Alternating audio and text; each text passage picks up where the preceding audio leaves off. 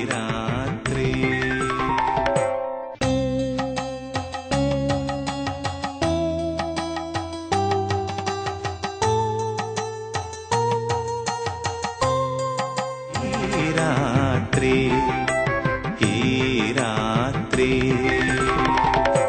നമസ്കാരം. ധന്യതയൂറുന്ന നിലാവിൽ രാവിന്റെ വിശുദ്ധിയിൽ എല്ലാ പ്രേക്ഷകർക്കും ഈ രാത്രിയിലേക്ക് സ്വാഗതം.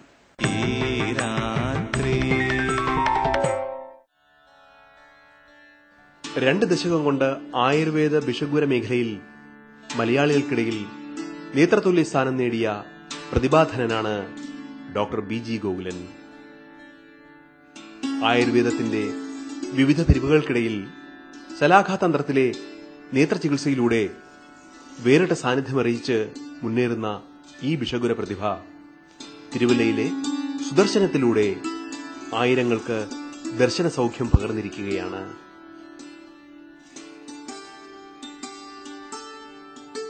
ആയുർവേദത്തിലെ ഉന്നത ബിരുദത്തിനു ശേഷം ശങ്കര നേത്രാലയത്തിൽ നിന്നും നേത്രചികിത്സയിൽ പ്രാവീണ്യം നേടിയ ഡോക്ടർ ഗോകുലൻ വൈദ്യമഠം നാരായണൻ നമ്പൂതിരിയുടെയും രാഘവൻ തിരുമുൽപ്പാടിന്റെയും ശിക്ഷണത്തിൽ ആയുർവേദത്തിൽ പെരുമയും ആർജിച്ചു.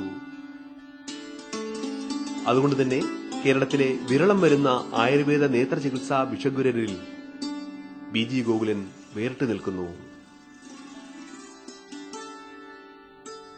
കണ്ണിന്റെ കാഴ്ചശക്തിക്കും പ്രകാശമഹിമയ്ക്കും ആയുർവേദത്തിലെ വേറിട്ട ചികിത്സകൾ പ്രയോജനപ്രദമാണെന്നതിലുപരി അമ്പരപ്പിക്കുന്ന വ്യതിയാനങ്ങൾക്കും കാരണമാകുന്നുവെന്നുവരെ ആധുനിക ലോകത്ത് അറിയിച്ച ഡോക്ടർ ഗോകുലൻ ഹണി തെറാപ്പിയും തർപ്പണവും നസ്യവും ശിരോവസ്തിയുമെല്ലാം കണ്ണിന്റെ കാഴ്ചാ സംരക്ഷണത്തിന്റെ ചികിത്സാവിധികളാണെന്ന് ചൂണ്ടിക്കാട്ടുകയാണ്. കണ്ണിന് ആയാസമേറുന്ന ആധുനികകാല ജീവിതത്തിൽ കണ്ണിനെ കണ്ണായി കണ്ട് സംരക്ഷിക്കാൻ മറക്കുന്ന യുവതലമുറയ്ക്ക് തന്റെ പ്രവർത്തന പരിചയത്തിലൂടെ ഉപദേശങ്ങൾ പകരാനും മുതിരുകയാണ് ഡോക്ടർ ഗോകുലൻ. പഠനത്തിലൂടെയും പരിചയത്തിലൂടെയും ഗുരുമുഖത്തിലൂടെയും ആർജിച്ച പാടവം ആയുർവേദത്തിന്റെ സമഗ്ര വികസനത്തിനായി വിനിയോഗിക്കുന്ന ഡോക്ടർ ഗോകുലൻ ദൂരദർശൻ അനുവദിച്ച പ്രത്യേക അഭിമുഖത്തിൽ ഈ രംഗത്തെ മാറ്റങ്ങളും പുതിയ തലമുറയുടെ അജ്ഞതകളും തുറന്നു പറഞ്ഞു. ഒപ്പം കഴിഞ്ഞ 20 വർഷത്തെ വേറിട്ട പ്രവർത്തനവും. കഴിഞ്ഞ 20 വർഷമായി ആയുർവേദ നേത്രചികിത്സാ രംഗത്ത് അറിയപ്പെടുന്ന ഒരു വ്യക്തിയായി നിലകൊള്ളുകയാണെന്ന്. എങ്ങനെയായിരുന്നു ഈ രംഗത്തേക്ക് കടന്നു വന്നത്? അറിയപ്പെടുന്ന വ്യക്തി എന്ന് പറഞ്ഞാൽ കഴിഞ്ഞ ഏകദേശം ഒരു 2 പതിറ്റാണ്ടിലേറെയുള്ള ഒരു സമയത്ത് നമ്മുടെ പരിശ്രമത്തിന്റെ ഫലമാണ്.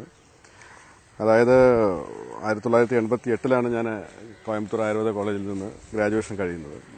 അത് കഴിഞ്ഞിട്ട് വിവിധമായിട്ടുള്ള ഗുരുക്കന്മാരുടെ കീഴിൽ വൈദ്യമഠം വലിയനാരായണ നമ്പൂതിരി പരേതനായിട്ടുള്ള, പിന്നെ ഇപ്പോഴും ഉള്ള ആയുർവേദത്തിന്റെ കുലപതിയായിട്ടുള്ള വൈദ്യഭൂഷൺ രാഘവൻ തിരുമുൽപ്പാട്, അത് കഴിഞ്ഞ് 2-3 വർഷങ്ങൾക്ക് ശേഷം തിരുവല്ലയ്ക്ക് അടുത്ത് നിരണത്ത് അദ്ദേഹത്തില്ല നേത്രാചാര്യൻ കുട്ടികൃഷ്ണൻ നായർ എന്ന് പറയുന്നത് നേത്രചികിത്സ പാരമ്പര്യ നേത്രചികിത്സ ചെയ്യുന്നു. അപ്പം അങ്ങനെയുള്ള ഒട്ടനവധി ഗുരുക്കന്മാരുടെ, അപ്പോൾ ഇതിനൊക്കെ പ്രചോദനമായിട്ടുള്ളത് എൻ്റെ അമ്മയുടെ തന്നെ ഒരു ഇതാണ്. അമ്മ നേത്രചികിത്സ അഭ്യസിക്കുമായിരുന്നു.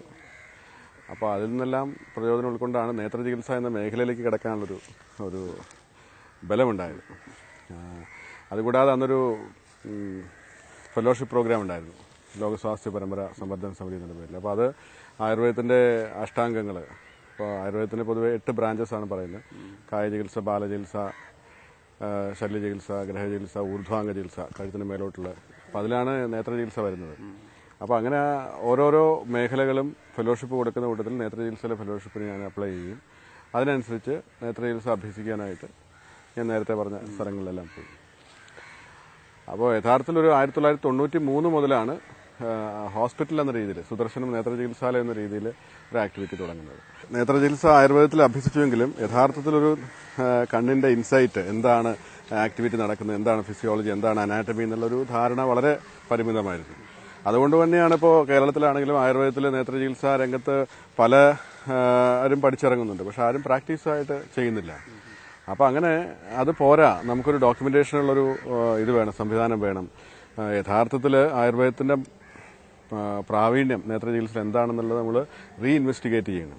യാദൃശ്യമായിട്ടാണെങ്കിലും ഏഷ്യയിലെ തന്നെ ലോകത്ത് തന്നെ പ്രമുഖമായിട്ടുള്ളൊരു നേത്ര ചികിത്സാ ഇൻസ്റ്റിറ്റ്യൂട്ടാണ് ശങ്കര നേത്രാലയ എന്നുള്ളത്, ചെന്നൈയിലെ ശങ്കര നേത്രാലയ.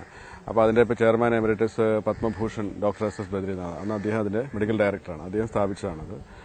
അപ്പോൾ അദ്ദേഹത്തിൻ്റെ കീഴിൽ ഒരു പഠിക്കാനുള്ളൊരു അവസരം ഉണ്ടായി, 1 വർഷത്തെ ഫെലോഷിപ്പ്.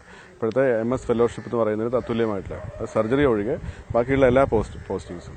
അപ്പോൾ അത് 12 മാസത്തെ ഒരു പഠനം എന്നുള്ള വലിയൊരു വഴിത്തിരിവാണ് യഥാർത്ഥത്തിൽ. അതാണ് എൻ്റെ ആയുർവേദ നേത്ര ചികിത്സയിലേക്കുള്ള നമ്മുടെ ആയുർവേദത്തിൻ്റെ സംഭാവനകൾ എന്താണെന്ന് നമുക്ക് പറഞ്ഞു കൊടുക്കാനുള്ളൊരു കോൺഫിഡൻസ് നമുക്ക് ഉണ്ടാക്കി.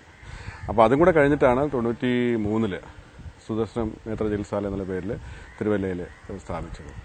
അപ്പോൾ ഈ 2 പതിറ്റാണ്ടിലേറെയുള്ളൊരു വർക്കിലാണ് ഇപ്പോൾ നേത്ര ചികിത്സ ഇപ്പോഴേ കുറച്ചെങ്കിലും ആളുകൾക്ക് ആയുർവേദത്തിൽ നേത്ര ചികിത്സ ഉണ്ടെന്നും സ്ഥാപനങ്ങളുണ്ടെന്നും. ഇപ്പോൾ പല സ്ഥാപനങ്ങളുണ്ട്. ഇപ്പോൾ ലോകത്തിൽ തന്നെ പ്രശസ്തമായിട്ടുള്ള വേറെ പോപ്പുലാരിറ്റി ഉള്ള സ്ഥാപനങ്ങളുണ്ട്.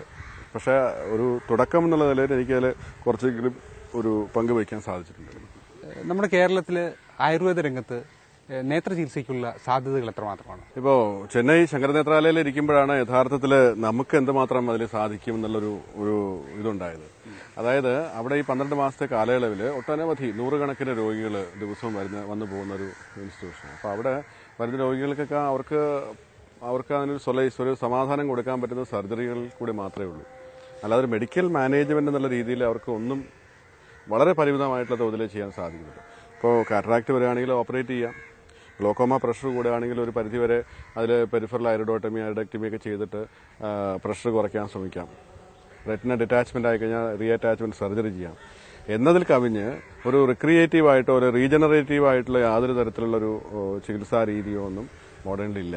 അപ്പോൾ ഇത് അവർ തന്നെ പല സന്ദർഭങ്ങളിലും പറഞ്ഞിട്ടുള്ള കാര്യമാണ്.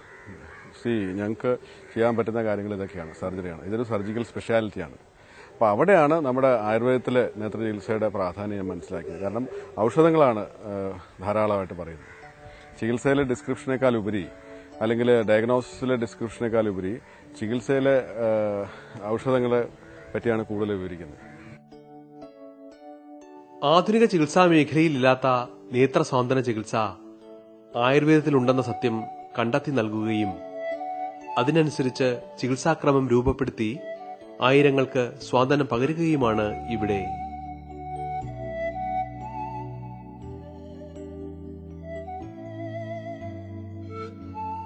ആയുർവേദത്തിന്റെ മഹിമ തന്നെയാണ് പുതിയ കാലഘട്ടത്തിൽ സത്ത ചോരാതെ പകരുന്നതും. തിമിരം, നിശാന്തത, ഗ്ലൂക്കോമ, റെറ്റിനോപ്പതി തുടങ്ങിയ നേത്രരോഗങ്ങൾക്ക് ആയുർവേദത്തിൽ ശരിയായ ചികിത്സയുണ്ട്. ഓപ്പറേഷനും കണ്ണടയുമൊക്കെ ഒഴിവാക്കി കാഴ്ചയെ ശക്തിപ്പെടുത്തുന്നതിന് ചിട്ടയായ ചികിത്സാക്രമത്തിന് കഴിയും. മങ്ങുന്ന കാഴ്ചയും നേത്രത്തിന്റെ ആരോഗ്യാവസ്ഥയും ഔഷധങ്ങളിലൂടെ തന്നെ പുനഃസ്ഥാപിച്ചു നൽകുവാൻ ആയുർവേദത്തിന് സാധ്യമാകൂ. അങ്ങ് പറയുന്നത് ഈ മരുന്ന് കൊണ്ട് എല്ലാം പുനഃസ്ഥാപിച്ചെടുക്കാൻ പറ്റും എന്നാണോ പറയുന്നത്? അപ്പോൾ അത് ഈ ഒരു ന്യൂറോളജിക്കൽ ആയിട്ടുള്ള പ്രോബ്ലംസ്, ബ്ലഡ് റിലേറ്റഡ് ആയിട്ടുള്ള ഡയബറ്റിക് റെറ്റിനോപ്പതി എന്നുള്ള കാര്യങ്ങളിലൊക്കെ മരുന്നുകൊണ്ട് നമുക്ക് റീജനറേറ്റ് ചെയ്യാൻ സാധിക്കും. ഈ കാഴ്ചയുടെ ക്വാളിറ്റി തന്നെ, അതായത് ഇപ്പോൾ ഉദാഹരണത്തിന് ചികിത്സ തുടങ്ങുന്നതിന് മുമ്പ് ചാർട്ടിൽ നമ്മൾ 1 വരി 2 വരിയൊക്കെ വായിച്ചിരുന്ന ആൾ ചികിത്സ കഴിഞ്ഞ് പോകുമ്പോൾ 3-4 വരി വായിക്കുന്നു. എന്താ അത്? That is only quality improvement.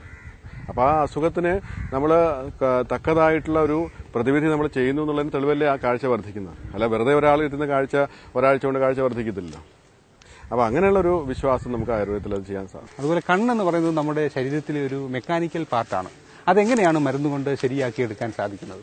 കണ്ണെന്ന് പറഞ്ഞ ഒരു ഒപ്റ്റിക്സ് സിസ്റ്റമാണ്, ഒരു വിഷ്വൽ ഒപ്റ്റിക്സ് ആണ് കണ്ണെന്ന് പറയുന്നത്. അപ്പോൾ അതിൽ ഫിസിയോളജി ഓഫ് വിഷൻ എന്ന് പറയുന്നത് കണ്ണിലുണ്ടാവുന്ന ഞരമ്പുകൾ, ആ ഞരമ്പുകൾ വഴി തലച്ചോറിലേക്ക് ലൈറ്റിന്റെ അംശങ്ങൾ പോയിട്ട് ആ ലൈറ്റിന്റെ തോതിനെ അവിടെ ക്രമീകരിക്കുക മാത്രമാണ്, അതിനെ റീഡ് ചെയ്യുക മാത്രമാണ് ബ്രെയിൻ ചെയ്യുന്നത്. അങ്ങനെയാണ് കാഴ്ച ഉണ്ടാകുന്നത്. അപ്പോൾ ഈ ചെല്ലുന്ന സെൽസിന്റെ കണ്ടക്ഷൻ അതെങ്ങനെ അതിനെ തലച്ചോറിൽ എത്തിക്കുന്നു, എന്തെങ്കിലും തടസ്സങ്ങളുണ്ടോ, ക്ഷീണമുണ്ടോ, ഈ കാര്യങ്ങളാണ് ആയുർവേദ പ്രതിവിധി കൂടെ മാറിക്കിട്ടുന്നത്. അപ്പോൾ അതാ നേരത്തെ സൂചിപ്പിച്ച ഈ വാതരോഗങ്ങൾ അല്ലെങ്കിൽ കണ്ണിനുണ്ടാകുന്ന വാദികമായിട്ടുള്ള പ്രോബ്ലംസ്, ന്യൂറോളജിക്കൽ ആയിട്ടുള്ള ഡിഫക്റ്റ് എന്ന് പറയുന്നത് ഈ മെസ്സേജ് കണ്ടക്ട് ചെയ്യാനുള്ള തടസ്സങ്ങളാണ്. അതിനെ മാറ്റിയെടുക്കുക എന്നുള്ളതാണ് ചികിത്സയിൽ നമ്മൾ ചെയ്യുന്നത്. നമ്മുടെ കണ്ണിന്റെ ആരോഗ്യത്തിന് ഒരാൾ ശ്രദ്ധിക്കേണ്ട കാര്യങ്ങൾ എന്തൊക്കെയാണ്? ആയുർവേദ രീതിയിൽ കണ്ണ് പ്രധാനമായിട്ട് പറയുന്നത് പിത്തത്തിന് ഒരു കേന്ദ്രമായിട്ടാണ്. വാദം, പിത്തം, കഫം എന്ന് പറയുന്നതിൽ പിത്തത്തിന്റെ ഒരു ആവാസ കേന്ദ്രമായിട്ടാണ് കണ്ണിനെ പറയുന്നത്. അപ്പോൾ അതുകൊണ്ട് എന്ത് തന്നെ ചൂടുള്ള കാര്യങ്ങൾ, പിത്തം ചൂടായിട്ടാണ്, അഗ്നി തുല്യമാണ് പിത്തം. ആ പിത്തത്തിനെ അഗ്രവേറ്റ് ചെയ്യുന്ന രീതിയിൽ ഒന്നും ചെയ്യാൻ സാധിക്കില്ല. ചെയ്തു കഴിഞ്ഞാൽ കണ്ണിന് ദോഷം. അതായത് കൂടുതൽ ചൂടടിക്കുക, കൂടുതൽ ഉഷ്ണങ്ങളായിട്ടുള്ള ദ്രവ്യങ്ങൾ, ഇപ്പോൾ മദ്യം പോലുള്ള കാര്യങ്ങളൊക്കെ വളരെ ഹോട്ടായിട്ടുള്ള കാര്യങ്ങളാണ്. അപ്പോൾ അതെല്ലാം തുടർച്ചയായിട്ട് ചെയ്യുകയാണെങ്കിൽ ടൊബാക്കോ ഇതെല്ലാം ചെയ്തു കഴിഞ്ഞാൽ കണ്ണിനെ ദൂഷ്യം ചെയ്യുന്ന കാര്യങ്ങളാണ്. കണ്ണ് സംരക്ഷിക്കുന്നതിന് ശരിയായ ഭക്ഷണ രീതികൾ എന്തൊക്കെയാണ്? ഇപ്പോൾ പുളിയുള്ള ആഹാരങ്ങൾ, ആസിഡിക് ഫുഡ്സ്. ഇപ്പോൾ ആഹാരങ്ങൾ തന്നെ ആസിഡിക് ആൻഡ് ആൽക്കലൈൻ എന്ന് 2 കാറ്റഗറി ഉണ്ട്. pH 7-ൽ നിന്ന് ഇടത്തോട്ടും വലത്തോട്ടുമായിട്ട് പോകുന്നത്. അപ്പോൾ അങ്ങനെയുള്ള കാറ്റഗറിയിൽ ഫുഡ്, ആസിഡിക് ആയിട്ടുള്ള കൂടുതൽ ഫുഡ് കഴിച്ചാൽ പിത്തത്തെ അഗ്രവേറ്റ് ചെയ്യും. ലിവറിനെ ദോഷമായിട്ട് ബാധിക്കുന്ന ആഹാരങ്ങൾ കഴിച്ചു കഴിഞ്ഞാൽ കണ്ണിനെ ബാധിക്കും. അപ്പോൾ അങ്ങനെ പിത്തത്തെ പ്രൊട്ടക്ട് ചെയ്യുന്ന, അതായത് വെജിറ്റബിൾസ്, ഫ്രൂട്ട്സ്, ഇങ്ങനെയുള്ള ആഹാരങ്ങൾ, മിതമായിട്ടുള്ള സ്വാദുള്ള ആഹാരങ്ങൾ, ഇപ്പോൾ നമ്മുടെ സാധാരണ രീതിയിലുള്ള ആഹാര രീതികൾ, അതല്ലാതെ ഫാസ്റ്റ് ഫുഡ് പോലത്തെയോ അല്ലെങ്കിൽ ബേക്ക്ഡ് ഫുഡ് ഇല്ലേ, ബേക്ക് ചെയ്തിട്ടുള്ള ഫുഡുകൾ, റിഫൈൻഡ് ആയിട്ട് റീകുക്ക് ചെയ്തിട്ടുള്ള ഫുഡുകൾ, ഇതൊക്കെ കഴിച്ചു കഴിഞ്ഞാൽ കണ്ണിന് കേടായിട്ട്. ഇവിടുത്തെ ചികിത്സാ രീതികൾ എന്തൊക്കെയാണ്? ഇവിടെ നിന്നുള്ളൊരു രീതി പറയാൻ പറ്റില്ല. കാരണം കണ്ണിന് ചെയ്യുന്ന ചികിത്സകൾ എല്ലായിടത്തും തർപ്പണം ചെയ്യാറുണ്ട്, എല്ലായിടത്തും പുടഭാഗം ചെയ്യും, എല്ലായിടത്തും നസ്യം ചെയ്യും, എല്ലായിടത്തും ശിരോവസ്തി ചെയ്യും, എല്ലായിടത്തും കഷായവസ്തിയോ മാത്രാവസ്തി ഇതൊക്കെ ചെയ്യുന്നുണ്ട്. പക്ഷെ അതിലല്ല അതിന് പ്രസക്തി നിൽക്കുന്നത്. ആ കഷായങ്ങൾ അല്ലെങ്കിൽ ആ ചെയ്യുന്ന ട്രീറ്റ്മെന്റുകളിൽ എന്ത് ഔഷധമാണ് പ്രയോഗിക്കുന്നത് എന്നുള്ളതാണ് ഒരു വൈദ്യന്റെ മികവ് കാണിക്കുന്നത്. അപ്പോൾ അതിന് ഇപ്പോൾ ഉദാഹരണത്തിന് ശിരോവസ്തിയിൽ ചെയ്യുന്ന എണ്ണ, അത് ഏത് തരത്തിലുള്ള എണ്ണയാണ്, എന്തെല്ലാം അതിന് ഗുണങ്ങളുണ്ട്, ഏത് ദോഷങ്ങൾക്കുള്ള വ്യത്യാസങ്ങൾ ചെയ്യാൻ പറ്റും. അല്ലെങ്കിൽ കണ്ണിലൊഴിക്കുന്ന നെയ്യ് തർപ്പണം ചെയ്യുക, എല്ലാവരും തർപ്പണം ചെയ്യുമെന്ന് പറയും, പക്ഷേ തർപ്പണം ചെയ്യുന്നതിന് ഉപയോഗിക്കുന്ന ഔഷധങ്ങൾ, അതാണ് ആ രോഗത്തിന്റെ ശമനത്തിന് വ്യത്യാസം വരുത്തുന്ന ഘടകം. ഗ്ലൂക്കോമ പോലുള്ള അസുഖങ്ങൾ എത്ര ദിവസം കൊണ്ട് ഈ മരുന്ന് കൊണ്ട് നമുക്ക് ഭേദമാക്കിയെടുക്കാൻ സാധിക്കും? ഇപ്പോൾ ഉദാഹരണത്തിന് ഇപ്പോൾ ഗ്ലൂക്കോമയുടെ കാര്യം പറഞ്ഞാൽ, ഇപ്പോൾ ഗ്ലൂക്കോമ കണ്ണിനകത്തുണ്ടാവുന്ന പ്രഷർ വർദ്ധിച്ചിട്ട് പ്രധാനമായിട്ടും കണ്ണിനകത്ത് ചില പ്രൊഡക്ഷൻസ് ഉണ്ടാവുന്നുണ്ട്, അക്വസ് ഹ്യൂമർ എന്ന് പറയുന്ന ആ പ്രൊഡക്ഷൻസ്, അത് പുറത്തേക്ക് പോകുന്ന റേഷ്യോ കുറയുകയോ അല്ലെങ്കിൽ ഉൽപ്പാദിപ്പിക്കപ്പെടുന്നത് കൂടിയിട്ട് പോകുന്ന റേഷ്യോ മതിയാവാതെ വരുമ്പോൾ ചെയ്യുമ്പോൾ കണ്ണിനകത്ത് പ്രഷർ കൂടുന്നു. ആ പ്രഷർ കൂടിയിട്ടുണ്ടാവുന്ന ഈ അതിൽ പ്രഷറിനെ കുറയ്ക്കാൻ ഉതകുന്നതായിട്ടുള്ള ഡ്രോപ്സുകളാണ് സാധാരണ കൊടുക്കുക. അത് നിവൃത്തിയില്ലെങ്കിൽ അതിന് പ്രത്യേകമായിട്ടുള്ള സഞ്ചാരപഥം ഉണ്ടാക്കിയിട്ട് അതിൽ കൂടെ എസ്കേപ്പ് ചെയ്യുന്ന ഐറിഡക്ടമി എന്നൊക്കെ പറയുന്ന ചികിത്സകൾ, സർജറികൾ ചെയ്യും. ഇതൊന്നും ചെയ്താലും കാഴ്ച വർദ്ധിപ്പിക്കാൻ ഇതൊന്നും ഉതകില്ല. പ്രഷർ കൂടിയ പ്രഷറിനെ കുറയ്ക്കാം, കൃഷ്ണമണിയുടെ കോംപ്ലിക്കേഷൻസ് ഒഴിവാക്കുക, ഇതൊക്കെയാണ് അതുകൊണ്ട് സാധിക്കുക. കൃഷ്ണമണിക്ക് അല്ലെങ്കിൽ കണ്ണിനകത്തുണ്ടായ നാശങ്ങളോ ഞരമ്പിനുണ്ടായിട്ടുള്ള ക്ഷീണങ്ങളോ ഇത് മാറ്റാൻ പ്രയാസമാണ്. അപ്പോൾ അവിടെയാണ് ആയുർവേദത്തിന്റെ പ്രസക്തി വരുന്നത്. ഈ ആയുർവേദ ചികിത്സയും കൂടെ കമ്പൈൻ ചെയ്തുകൊണ്ട് ഗ്ലോക്കോമ പേഷ്യൻസിൽ ട്രീറ്റ് ചെയ്യുകയാണെങ്കിൽ ക്രമേണ ഗ്രാജുവലായിട്ട് ഈ ഡ്രോപ്സിന്റെ തോത് കുറയ്ക്കാം, തവണകൾ കുറയ്ക്കാം, ഈ പ്രോബ്ലം കൊണ്ടുണ്ടായിട്ടുള്ള സിവിയറിറ്റി കുറയ്ക്കാൻ പറ്റും. അങ്ങനെ ഒത്തിരി വ്യത്യാസങ്ങൾ നമ്മൾ കാണുന്നുണ്ട്. ഇപ്പോൾ ഗ്ലോക്കോമയായിട്ടുള്ള പേഷ്യൻസിൽ പലരും നേരിട്ടുള്ള കാഴ്ചയിൽ പോലും വായിക്കാൻ ബുദ്ധിമുട്ടെന്ന് കാണാറുണ്ട്. അതൊക്കെ ഈ ചികിത്സ കഴിയുമ്പോഴേക്കും വ്യത്യാസം കാണാം. ആയുർവേദ ചികിത്സ കഴിഞ്ഞ് നോക്കുമ്പോൾ അവരുടെ കാഴ്ചയിൽ തന്നെ വ്യത്യാസം, അവർക്ക് സബ്ജക്റ്റീവായിട്ട് ക്വാളിറ്റേറ്റീവായിട്ടുള്ള ഇമ്പ്രൂവ്മെന്റ് ഉണ്ടാവും. നമ്മുടെ ആയുർവേദത്തിൽ സുഖചികിത്സയ്ക്ക് വളരെയധികം പ്രാധാന്യമുള്ള ഒരു കാലഘട്ടമാണിത്. നമ്മുടെ കണ്ണിനും ഈ സുഖചികിത്സ ആവശ്യമാണോ? ഇപ്പോൾ സുഖചികിത്സയുടെ കാര്യം പറയുകയാണെങ്കിൽ 2 തരത്തിലുണ്ട്. ദേഹത്തിനുള്ള സുഖചികിത്സയും കണ്ണിനുള്ള സുഖചികിത്സയും. ഇപ്പോൾ പ്രത്യേകിച്ച് കണ്ണിനുള്ള സുഖചികിത്സ എടുത്തു പറയേണ്ട ഒരു കാലഘട്ടമാണ്. കാരണം ഇപ്പോൾ കമ്പ്യൂട്ടർ പ്രൊഫഷണൽസ് എന്നുള്ളൊരു പുതിയ വർഗം ഉണ്ടായിട്ടുള്ളൊരു തൊഴിൽ വർഗമുണ്ട്. അവർ യഥാർത്ഥത്തിൽ ഒരു ദിവസം 12 മണിക്കൂർ, 16 മണിക്കൂർ, ചിലപ്പോൾ 20 മണിക്കൂർ വരെയൊക്കെ കമ്പ്യൂട്ടറിനകത്ത് മുമ്പിലിരുന്ന് ഇങ്ങനെ ഓരോ പ്രോജക്റ്റുകളും ചെയ്യാനൊക്കെ ആയിട്ട്. അപ്പോൾ അവരറിയാതെ ഒരുപാട് കാര്യങ്ങൾ അവരുടെ കയ്യിൽ, റിസ്റ്റ്, ഫിംഗേഴ്സ് മുതൽ, ഷോൾഡർ മുതൽ, ലോ ബാക്ക് മുതൽ, മുട്ടുകാല്, ആംഗിള്, കഴുത്ത്, സെർവിക്കൽ റീജിയൻ, പിന്നെ കണ്ണ്, യഥാർത്ഥത്തിൽ കണ്ണ്. അപ്പോൾ ഈ ഒരു കണ്ണ് ഇത് ഒരു 50 സെന്റിമീറ്റർ ഇതിലാണ് നോക്കിക്കൊണ്ടിരിക്കുന്നത്. അപ്പോൾ കണ്ണ് യഥാർത്ഥത്തിൽ എന്താണ്? ഇൻഫിനിറ്റിയിൽ നോക്കാനായിട്ടുള്ളതാണ്, ദൂരേക്ക് നോക്കാനുള്ളതാണ് കണ്ണിൻ്റെ ഇത്. അതിനെ കൺട്രോൾ ചെയ്ത് നിർത്തിയിട്ട് ഒരു 50 സെന്റിമീറ്റർ ദൂരത്തിൽ ഇങ്ങനെ നോക്കിക്കൊണ്ടിരിക്കുകയാണ്. അപ്പോൾ അങ്ങനെ വരുമ്പോൾ കണ്ണിനകത്ത് സ്പാസം, മസിൽസ്, ലെൻസിനെ പിടിച്ചു നിർത്തുന്ന മസിൽസ് അത് കട്ടിയായി പോകും, അത് ഉറച്ചു പോകും. അപ്പോൾ അതിനെ റിലാക്സ് ചെയ്യാനൊന്നും സാധിക്കാതെ വരും. അപ്പോൾ അങ്ങനെ ഒരു അസുഖം വരുന്നു. പിന്നെ ഒരുപാട് നേരം നോക്കി കണ്ണിന് ഈ സെൻട്രൽ പോയിന്റിലേക്ക്, മാക്കുല എന്ന് പറയും, അതിലേക്ക് നോക്കിക്കൊണ്ടിരിക്കുമ്പോൾ ആ മാക്കുലർ ബേണിംഗ് ഉണ്ടാവും. കുറേ നേരം ഈ ലൈറ്റ് തന്നെ ഇങ്ങനെ നോക്കിക്കൊണ്ടിരിക്കുക. അപ്പോൾ കണ്ണിന് അത്ര സെൻട്രൽ പോർഷനിൽ ടയർഡ്നെസ് ഉണ്ടാവും, റെസ്റ്റ് ഉണ്ടാവും, തുരുമ്പിക്കുക എന്ന് പറയില്ലേ, അതേപോലെ തന്നെ. അപ്പോൾ ഇങ്ങനെയുള്ള കാര്യങ്ങളിൽ ആയുർവേദത്തിൽ 2 രീതിയിലും ചെയ്യാൻ പറ്റും. കണ്ണിന് റെജുവിനേഷൻ കൊടുക്കാനും പറ്റും, ബോഡിക്കും റെജുവിനേഷൻ കൊടുക്കാൻ പറ്റും. അപ്പോൾ ഈ ഒരു പ്രൊഫഷണലിൽ വർക്ക് ചെയ്യുന്നവർ ഏറ്റവും മിനിമം വർഷത്തിലൊരിക്കലെങ്കിലും ഇതിന് പ്രതിരോധിക്കാനായിട്ടുള്ള നടപടികൾ ചെയ്യുക. കണ്ണിന് തർപ്പണം ചെയ്യുക, നസ്യം ചെയ്യുക, അതുപോലെ ഉഴിച്ചിൽ ചെയ്യുക, വസ്തി ചെയ്യുക, ഇങ്ങനെയുള്ള വാദത്തിന് ശമനമായിട്ടുള്ള കാര്യങ്ങൾ ചെയ്യുകയാണ്. അതുകൂടാതെ അതിലുപരിയായിട്ട് ഇവർക്കൊരു വർക്ക് അറ്റ്മോസ്ഫിയർ, ഒരു വർക്ക് പാറ്റേൺ ഇവർ നിശ്ചയിക്കണം. അതായത് കമ്പ്യൂട്ടർ ഞാൻ ചെയ്യുകയാണെങ്കിൽ ഒരു 10 മിനിറ്റ് വർക്ക് ചെയ്താൽ ഒരു 10-15 സെക്കൻഡ് ഒന്ന് റെസ്റ്റ് കൊടുക്കുക, കണ്ണ് അങ്ങോട്ടും ഇങ്ങോട്ടും നോക്കുക, കണ്ണിങ്ങനെ അടച്ചിരിക്കുക, പാമിങ് ചെയ്യുക, പുറത്തേക്ക് നോക്കുക. ഇപ്പോൾ സാധാരണഗതിയിലൊരു ക്യാബിനകത്താണ് കമ്പ്യൂട്ടർ വർക്ക് ചെയ്യുക. അപ്പോൾ അതിനെന്തെങ്കിലും ഒരു പുറമേക്ക് നോക്കാനുള്ള ചാൻസ് ഉണ്ടോ എന്ന് നോക്കുക. ഒന്നുമില്ലെങ്കിൽ ഒരു കണ്ണാടിയിലെങ്കിലും നോക്കിക്കഴിഞ്ഞാൽ അത്രയും ദൂരമെങ്കിലും കിട്ടും, ഇല്ലേ? അപ്പോൾ ആ ഒരു ചേഞ്ച് ഓഫ് ഡിസ്റ്റൻസ് ഉണ്ടാവണം. കൈകളെ ചലിപ്പിക്കുക, കഴുത്തേക്കൊന്ന് ചലിപ്പിക്കുക. ഇതെല്ലാം ചെയ്യുമ്പോൾ തന്നെ വളരെയധികം പ്ലസ് ഈ ഒരു വർഷത്തിലൊരിക്കലുള്ളൊരു ചികിത്സാ സമ്പ്രദായം കൂടി ചെയ്യുകയാണെങ്കിൽ ഏറ്റവും മിനിമം വളരെ പ്രയോജനം ചെയ്യും. മരിച്ചു കഴിഞ്ഞാൽ നമ്മൾ കണ്ണ് ദാനം ചെയ്യാറുണ്ട്. നമ്മുടെ കണ്ണിന്റെ ആരോഗ്യവും ശരീരത്തിന്റെ ആരോഗ്യവും തമ്മിൽ എങ്ങനെ ബന്ധപ്പെട്ടിരിക്കുന്നു? അത് ശരീരത്തിന്റെ ഏതൊരു അവയവത്തിന്റെ ആരോഗ്യം എല്ലാമായിട്ട് ബന്ധപ്പെട്ട് കിടക്കുന്നു പറഞ്ഞ പോലെയാണുള്ളൂ. ഇപ്പൊ കണ്ണിന് ഒരു ആയുസ്സുണ്ട്.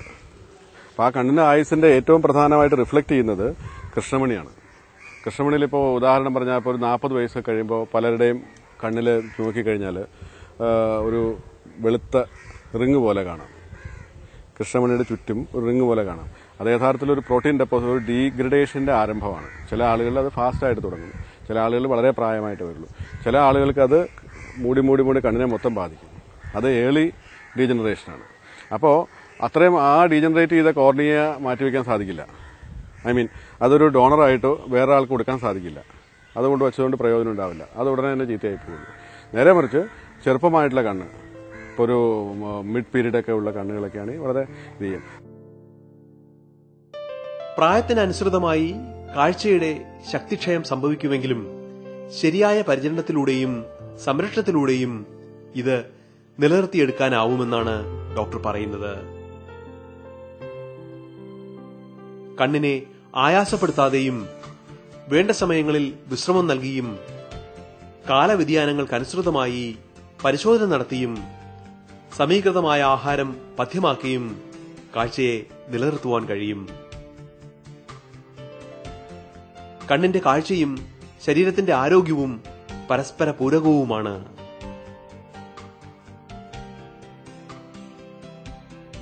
ഇന്ന് സുദർശനത്തിലെത്തുന്ന 80% പേരും നേത്രചികിത്സ തേടിയെത്തുന്നവരാണെങ്കിലും സമഗ്രമായ ചികിത്സ എന്ന നിലയിൽ മറ്റ് ശാരീരിക അസ്വാസ്ഥ്യങ്ങൾക്കുള്ള ചികിത്സയും നൽകി വരുന്നുണ്ട്.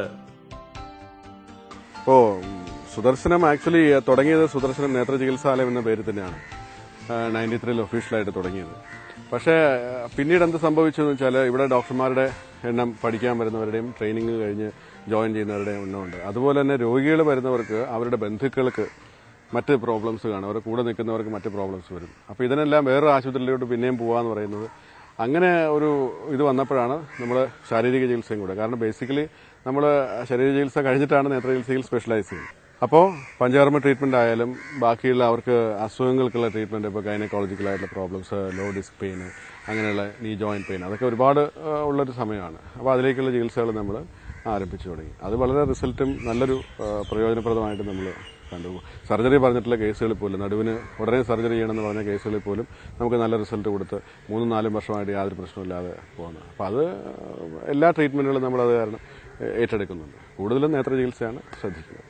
നമ്മുടെ കേന്ദ്ര ഗവൺമെന്റിന്റെ ആയുഷിന്റെ കീഴിൽ ഒരു ഗുരുശിഷ്യ പഠന പരമ്പര ഇവിടെ ആവിഷ്കരിക്കുന്നുണ്ട്. അത് എങ്ങനെയാണ്?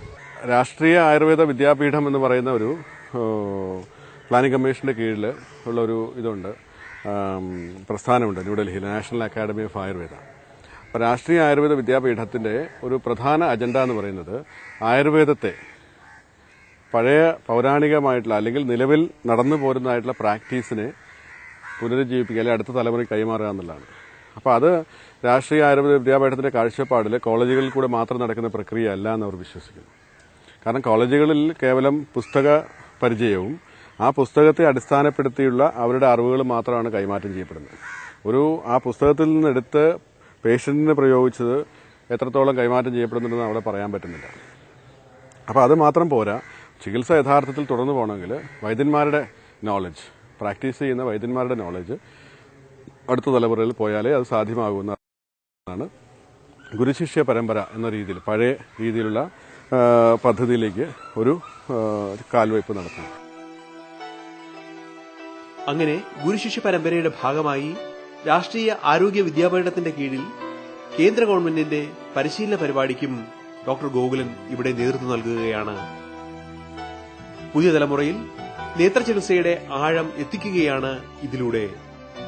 മാത്രമല്ല, സമഗ്ര ചികിത്സ നൽകുക വഴി നമ്മുടെ ആയുർവേദത്തിന്റെ പെരുമയും നിലനിർത്തുവാൻ കഴിയുന്നു. ചികിത്സയെടുക്കുന്ന പലരും ഈ ശാഖയെ അഭിനന്ദിക്കുന്നതും ഇതുകൊണ്ട് തന്നെ. ഞാൻ വളരെ ഹാപ്പിയാണ്. കാര്യം എനിക്ക് റെറ്റിനൽ പിഗ്മെന്റേഷൻ ആണ് എന്റെ പ്രോബ്ലം. അത് ഓൾമോസ്റ്റ് ഞാനിവിടെ വരുന്ന സമയങ്ങളിലൊക്കെ തന്നെ എനിക്ക് വളരെ ബുദ്ധിമുട്ടായിരുന്നു. കാഴ്ചയ്ക്കും അതുപോലെ തന്നെ റീഡിങ് ഒക്കെ വളരെ ബുദ്ധിമുട്ടായിരുന്നു. പക്ഷെ ഇപ്പോൾ വളരെ വളരെ നല്ല പ്രോഗ്രസ് കാണുന്നുണ്ട്. ഇപ്പം എനിക്ക് തന്നെ ഞാൻ ഡ്രൈവ് ചെയ്യുന്നുണ്ട്. നേരത്തെ ഞാൻ വിത്ത് ഡ്രൈവറായിരുന്നു ഞാൻ എല്ലായിടത്തും മൂവ് ചെയ്യുന്നത്. ഇപ്പം ഞാൻ തനിച്ചൊക്കെ ഡ്രൈവ് ചെയ്യാൻ തുടങ്ങി. പിന്നെ എല്ലാ സ്ഥലങ്ങളിലും മറ്റ് ഹെൽപ്പില്ലാതെ തന്നെ എനിക്ക് തന്നെ പോകാൻ സാധിക്കും. In the beginning it was very different to me. There is a big difference between Ayurvedic treatment and traditional allopathic treatment. I cannot say what the treatment did yet, but I have good feeling with the treatment, yes. വലിയ ബുദ്ധിമുട്ടായിരുന്നു news paper വായിക്കാനും അതുപോലെ തന്നെ കമ്പ്യൂട്ടറിൽ നമുക്കിപ്പം പെട്ടെന്ന് നെറ്റൊന്നും search ചെയ്യാൻ വായിക്കാവുന്ന ഒരു അവസ്ഥയിലൊന്നുമില്ല, ഒരു മെസ്സേജ് ഒന്നും വായിക്കാവുന്ന അവസ്ഥയായിരുന്നില്ല. അപ്പോൾ ഇവിടെ ഡോക്ടർ വന്ന് ആദ്യം ടെസ്റ്റ് ചെയ്യുന്ന സമയത്ത് മറ്റേ ടെസ്റ്റ് ബോർഡ് ഉണ്ടല്ലോ, നമ്മൾ ഡിജിറ്റ്സ് ഇങ്ങനെ വായിപ്പിക്കുമല്ലോ, ആ ബോർഡിൽ 2 ലൈൻ കഷ്ടിയായിരുന്നു. അതായത് വലിയ അക്ഷരങ്ങൾ ഉണ്ടല്ലോ, ഒരു നമ്മൾ വലിയ A B ഒക്കെ, അതിലെ 2ാമത്തെ ലൈൻ വരെ എനിക്ക് വായിക്കാൻ പറ്റുള്ളായിരുന്നു. പിന്നെ ഞാൻ ആദ്യത്തെ ട്രീറ്റ്മെന്റ് കഴിഞ്ഞ് ഞാൻ ടെസ്റ്റ് ചെയ്യുമ്പം തന്നെ ഓൾമോസ്റ്റ് എനിക്ക് 4 ലൈൻ വരെ എനിക്ക് ക്ലിയർ ആയിട്ട് വായിക്കാൻ സാധിക്കും. അപ്പോൾ ഇന്നാണ് ഞാൻ ജസ്റ്റ് ന്യൂസ് പേപ്പറൊക്കെ എടുത്ത് പറ്റുന്നുണ്ട് എനിക്ക്. പിന്നെ ക്ലിയർ ആയ ചെറിയ പിന്നെ സബ് ടൈറ്റിൽസ് ഒക്കെ വായിക്കാൻ പറ്റുന്നുണ്ട്. ചെറിയ ഇതൊന്നും വായിക്കാൻ ഇങ്ങനെ പറ്റത്തില്ല, ഗ്ലാസ് വെച്ച് വായിക്കാം. അങ്ങനെ വിവിധ അംഗീകാരങ്ങളും ജനസമ്മതിയും മുതൽക്കൂട്ടാക്കി മുന്നേറുന്ന ഡോക്ടർ ഗോകുലൻ നേത്രചികിത്സാ ശാഖയിലെ വേറിട്ട സാന്നിധ്യമായി തന്നെ മാറുകയാണ്. കഴിഞ്ഞ 2 ദശകം കൊണ്ട് ആയുർവേദത്തിന്റെ ഈ മഹിമയ്ക്ക് നിറം പകർന്ന ഡോക്ടർ ഗോകുലൻ ഇനിയും കൂടുതൽ മേഖല ലക്ഷ്യമിടുകയുമാണ്.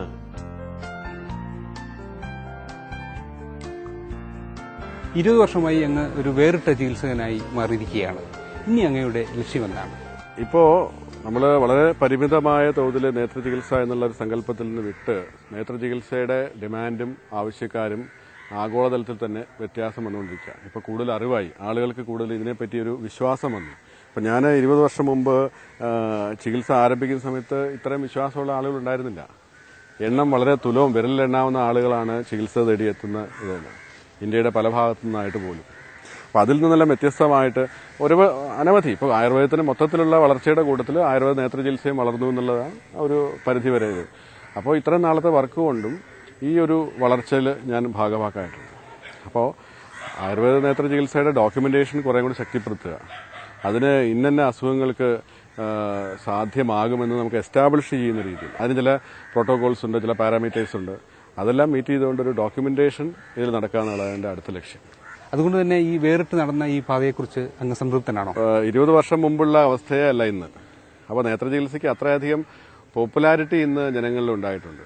അതിലൊരു ചെറിയ തോതിലെങ്കിലും എനിക്ക് ഭാഗമാകാൻ കഴിഞ്ഞതിലുള്ളൊരു അഭിമാനവും സന്തോഷവും എനിക്കുണ്ട്. കാരണം അറിയപ്പെടുന്ന രീതിയിൽ ഏറ്റവും ആദ്യം ചികിത്സ തുടങ്ങിയ വ്യക്തി എന്നുള്ള നിലയ്ക്ക് 17 അല്ലെങ്കിൽ 20 വർഷം മുമ്പ് നേത്രചികിത്സ തുടങ്ങാൻ സാധിച്ച ഒരാളെന്നുള്ള നിലയ്ക്ക് ആ ഒരു ഇത് ഒരിക്കലും നഷ്ടപ്പെടാൻ പോകുന്നില്ല. അപ്പോൾ അങ്ങനെ ഒരു ഭാഗം നേത്രചികിത്സയുടെ ഉന്നമനത്തിന് വേണ്ടിയിട്ടോ അല്ലെങ്കിൽ നേത്രചികിത്സയുടെ പ്രചരണത്തിന് വേണ്ടിയിട്ടോ ഒരു അംബാസഡർ എന്നുള്ള നിലയിൽ പോകാൻ സാധിച്ചതിൽ എനിക്ക് അഭിമാനമുണ്ട്.